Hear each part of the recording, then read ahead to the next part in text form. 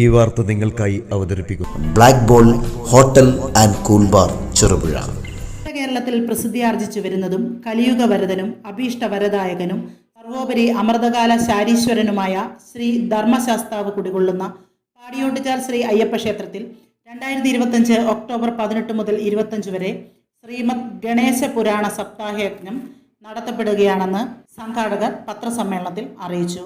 പത്രസമ്മേളനത്തിൽ ക്ഷേത്രം secretary Padmanabhan master, ക്ഷേത്രം പ്രസിഡന്റ് പലേരി പത്മനാഭൻ, സപ്താഹ committee chairman KV Venugopal, treasurer TV Vijayan, Ramakrishnan, A Sreedharan, Babu Thiruvathira, TV Janardhanan, Sreedharan Paleri, CK Prakashan, Nirmala Krishnan, Kalamani Mohanan, Padmavathi M, Sona Sreenivasan, Nayana Mohanan, Geetha Balachandran, Bindu Raghavan, Narayani teacher എന്നിവർ പങ്കെടുത്തു. ശ്രീ അയ്യപ്പ ക്ഷേത്രത്തിനകത്ത് 7ാമത്തെ സപ്താഹമാണ് നടക്കാൻ പോകുന്നത്. ഈ വരുന്ന ഒക്ടോബർ 18 മുതൽ 25 വരെയാണ്. ഇപ്പോൾ കഴിഞ്ഞ പ്രാവശ്യം ഉണ്ടായതെന്ന് വെച്ചാൽ അതേ ആചാര്യനാണ് ഇപ്പോൾ. കഴിഞ്ഞ പ്രാവശ്യം നവാറാണ് 9 ദിവസത്തെ, അതേ ആചാര്യനാണ് ഇപ്രാവശ്യത്തേതിന് പറഞ്ഞു കഴിഞ്ഞാൽ ഒരു പ്രത്യേകതയുണ്ട്. ഇതുവരെ കോഴിക്കോടിനിപ്പുറം ഗണേശ പുരാണ സപ്താഹം നടന്നിട്ടില്ല. അതാണ് ഒരു പ്രാധാന്യം എന്ന് പറയുന്നത്. അത്രയും പ്രധാനത്തിൽ കൂടിയാണ് ഈ സപ്താഹം ഇവിടെ നടക്കാൻ പോകുന്നത്. ആ സപ്താഹത്തിന് വേണ്ടി പാടിയോട്ടുചാൽ അമ്പലം ഭരണസമിതി തന്നെ സപ്താഹത്തിൻ്റെ വിജയത്തിന് വേണ്ടിയിട്ട് ഒരു 5-അംഗ കമ്മിറ്റി രൂപീകരിച്ചിട്ടുണ്ട്. അതിൻ്റെ ജനറൽ കൺവീനർ ശ്രീ KV വേണുഗോപാലനും, കൺവീനർ P ശശിധരനും, സാമ്പത്തിക കൺവീനർ A ശ്രീധരനുമാണ്. പിന്നെ ബാക്കി അമ്പലത്തിൻ്റെ പ്രധാന ഭാരവാഹികളെല്ലാവരും, ഈ എക്സിക്യൂട്ടീവ് കമ്മിറ്റി അംഗങ്ങളെല്ലാവരും തന്നെ ആണ്. സപ്താഹത്തിനെ കുറിച്ച് ഞാൻ വിശദമായിട്ട് വിവരിക്കുന്നില്ല. സപ്താഹത്തിൻ്റെ കമ്മിറ്റീൻ്റെ വിശദീകരിക്കുന്നതിൻ്റെ കൺവീനർമാർ, അതുപോലെ സെക്രട്ടറി ഇവരുടെ കൂടെ ഉണ്ട്. അപ്പോൾ സപ്താഹത്തിൻ്റെ ഓരോ ദിവസങ്ങളുടെ പ്രാധാന്യത്തിനെ കുറിച്ച് അവർ സംസാരിക്കും. അതുകൊണ്ട് സംസാരിക്കുന്നതിന് വേണ്ടിയിട്ട് സെക്രട്ടറി ക്ഷേത്രത്തിൽ ഈ വരുന്ന 18 മുതൽ 25 വരെയുള്ള തീയതികളിൽ ഗണേശ പുരാണ സപ്താഹം, ശ്രീമദ് ഗണേശ പുരാണ സപ്താഹം നടക്കുകയാണ്.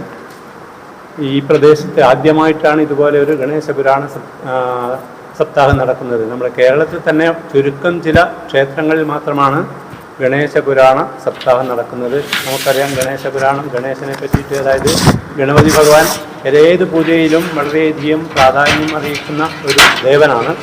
ഈ ഗണപതിക്ക് വെച്ചിട്ട് മാത്രമേ നമുക്ക് മറ്റ് കാര്യങ്ങൾ, അതായത് ഏത് പൂജയിലും ഗണപതിക്ക് വെച്ചതിന് ശേഷം മാത്രമാണ് നമ്മൾ മറ്റു കാര്യങ്ങൾ ചെയ്യുന്നത്. അപ്പോൾ വളരെയധികം പ്രാധാന്യം അർഹിക്കുന്ന ഒരു സപ്താഹമാണിത്. നമ്മുടെ മലയോര മേഖലയിൽ ആദ്യമായിട്ടാണ് ഇതുപോലെ ഒരു സപ്താഹം നടക്കുന്നത്. അത് പാടിയോട്ടുചാൽ ശ്രീ അയ്യപ്പ ക്ഷേത്രത്തിലാണ്. ഇതിൻ്റെ ആചാര്യൻ ബ്രഹ്മശ്രീ ഹരികൃഷ്ണൻ നമ്പൂതിരി ആലച്ചേരി അവർകളാണ്.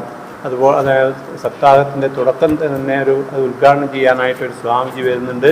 അപ്പോൾ ഈ സപ്താഹം വളരെ വിജയപ്രദമാക്കി തീർക്കുന്നതിന് നിങ്ങളേവരുടെയും പൂർണ്ണമായ മലബാറിൽ ആദ്യമായിട്ടാണ് ഇങ്ങനെ വിഘ്നേശ്വരനെ കുറിച്ചുള്ള ഒരു സപ്താഹം നടന്നത്. വളരെ പ്രാധാന്യം അറിയിക്കുന്നതാണ്. നമ്മളതിൻ്റെ പ്രാരംഭ ഘട്ടങ്ങളെല്ലാം ഏകദേശം പൂർത്തിയാക്കി. നമ്മുടെ ഒരു 10-50 ക്ഷേത്രങ്ങളും അതുപോലെ പള്ളിയറകളിലൊക്കെ നമ്മൾ ക്ഷണിച്ചു, അവരെ പോയി ക്ഷണിച്ചു. പിന്നെ ബാക്കി കാര്യങ്ങളൊക്കെ ബോർഡും കാര്യങ്ങളൊക്കെ വെച്ചു, മനോഹരമായ നോട്ടീസ് അടിച്ചു. പിന്നെ ക്ഷേത്രത്തിൻ്റെ ഉള്ളിൽ വൃത്തിയാക്കലും കാര്യങ്ങളിലായിട്ട് ആ കാര്യങ്ങളൊക്കെ ഓരോന്നോരം നടന്നു വരികയാണ്. അപ്പോൾ എല്ലാ കാര്യങ്ങളും നമ്മൾ ഏകദേശം അവസാന ഘട്ടത്തിൽ എത്തിയിരിക്കുകയാണ്.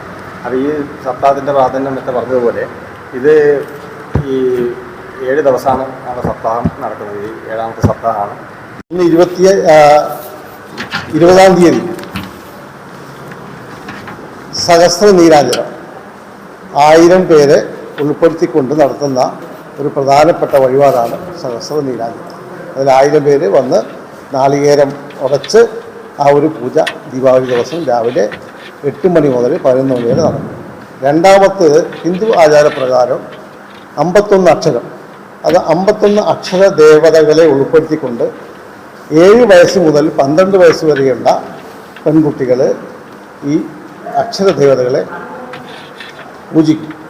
ആ പൂജ എന്ന് പറഞ്ഞാൽ ആ വിവിധ നക്ഷത്രങ്ങളിലുള്ള കുട്ടികളെ ഉൾപ്പെടുത്തിയിട്ട് 51 കുട്ടികൾ നടത്തുന്ന ഒരു പൂജ. അത് ഈ ഗണേശ സപ്താഹത്തിൻ്റെ ഏറ്റവും പ്രധാനപ്പെട്ട 2 വഴിപാടുകളാണ് നമ്മുടെ ക്ഷേത്രത്തിൽ നടക്കാൻ പോകുന്നത്. ബാക്കി 18 മുതൽ 25 വരെ എല്ലാ കാര്യങ്ങളും നടക്കും. അതിനിടയിൽ പ്രധാനപ്പെട്ട കുറേ പൂജകൾ ഒരുപാടുണ്ട്, അതൊക്കെ നോട്ടീസിൽ ഉൾപ്പെടുത്തിയിട്ടുണ്ട്. അപ്പോൾ അതുമായിട്ട് എല്ലാ ഭക്തജനങ്ങളും സഹകരിക്കണം. മാധ്യമപ്രവർത്തകരും അതുപോലെ വടക്കോട്ട് ഇതുവരെ അങ്ങനെ ഉണ്ടായിട്ടില്ല. സാധാരണ നമ്മുടെ ഭാഗവത സപ്താഹം, ദേവി നവാഹം, അയ്യപ്പ സപ്താഹം, ഇങ്ങനെ 3 സപ്താഹത്തെക്കുറിച്ചാണ് പൊതുവെ കേരളത്തിൽ ചർച്ച ചെയ്യപ്പെടുന്നത്. അപ്പോൾ നമ്മൾ ഈ വർഷവും നമ്മൾ ചിന്തിച്ച സമയത്ത് ആചാര്യനും ഒക്കെ ആയി ചിന്തിച്ച സമയത്താണ് നമ്മൾ ഏത് പൂജാ സമയത്തും ആദ്യം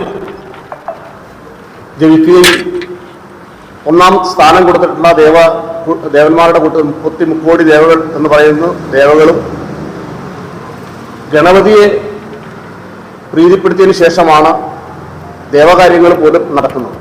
അപ്പോൾ അങ്ങനെയുള്ള ഗണേശനെ കുറിച്ചുള്ള ഒരറിവ് നമ്മുടെ സനാതന ധർമ്മത്തിൻ്റെ ഭാഗമായിട്ട് നമ്മുടെ സമൂഹത്തെ ബോധ്യപ്പെടുത്തണം എന്ന് ചിന്തയിലാണ് നമ്മൾ ഈ ഒരു ഗണേശ പുരാണ സപ്താഹത്തെക്കുറിച്ച് ചിന്തിച്ചത്. ഇതുവരെയും പ്രവർത്തിച്ചിട്ടുണ്ട്. ഇനി ആ 2-3 ദിവസമേ ഉള്ളൂ. അവരെല്ലാവരും നല്ല രീതിയിൽ തന്നെ മുന്നോട്ട് പോകുന്നുണ്ട്. അതുപോലെ നമ്മുടെ നാട്ടുകാരെല്ലാം ഈ സപ്താഹം ഒന്ന് തുടങ്ങാൻ വേണ്ടി കാത്തിരിക്കുകയാണ്. കാരണം ഇതുവരെ ഗണേശ സപ്താഹം ഈ പരിസരത്ത് എവിടെയും ഉണ്ടായില്ല. അതുകൊണ്ട് അതിൻ്റെ ആ ഗണേശ സപ്താഹത്തെക്കുറിച്ച് കൂടുതൽ അറിയാൻ വേണ്ടി എല്ലാ നാട്ടുകാരും എപ്പോഴാണ് തുടങ്ങുന്നത് ചോദിച്ചുകൊണ്ടിരിക്കുകയാണ്. ഏത് ദിവസം നോട്ടീസ് ഇപ്പോൾ ഓരോ വീട്ടിലും എത്തിയിട്ടില്ലല്ലോ, ഒരാളും വിളിച്ചു ചോദിച്ചിട്ടുണ്ട്. അതുകൊണ്ട് എത്രയും പെട്ടെന്ന് അത് ഭംഗിയായി നടക്കാൻ വേണ്ടി നമ്മളെല്ലാവരും പ്രാർത്ഥിക്കുന്നു. ചുരുങ്ങിയ കാലയളവിൽ രുചിയുടെ ലോകത്ത് അതിശയിപ്പിക്കുന്ന വിപ്ലവത്തിൻ്റെ വാതായനം തുറന്ന് മനോഹരിയായ ചെറുപുഴ പട്ടണത്തിൻ്റെ തിരക്കുകളിൽ നിന്നും ഒരു വിളിപ്പാടകലെ വിശാലമായ പാർക്കിംഗ് സൗകര്യത്തോടെ കുടുംബസമേതം ഒത്തുചേരാൻ നിങ്ങളെ ഹൃദയപൂർവ്വം സ്വാഗതം ചെയ്യുന്നു. Black ball hotel and cool bar Cherupuzha. രുചിയേറും നാടൻ വിഭവങ്ങൾ കൂടാതെ ഇന്ത്യൻ, ചൈനീസ്, അറബിക് വിഭവങ്ങളും juice items, mocktail, shake and ice cream ഐറ്റംസുകളും, ഷവായ, അൽഫാം, ഷവർമ, മന്തി, തന്തൂരി ഐറ്റംസ്, അങ്ങനെ എല്ലാമെല്ലാം ആവോളം രുചിയോടെ അനുഭവിക്കുവാനും ആസ്വദിക്കുവാനും സകുടുംബം നിങ്ങളെ സ്വാഗതം ചെയ്യുന്നു. Black ball hotel and cool bar, near panchayat office, Cherupuzha.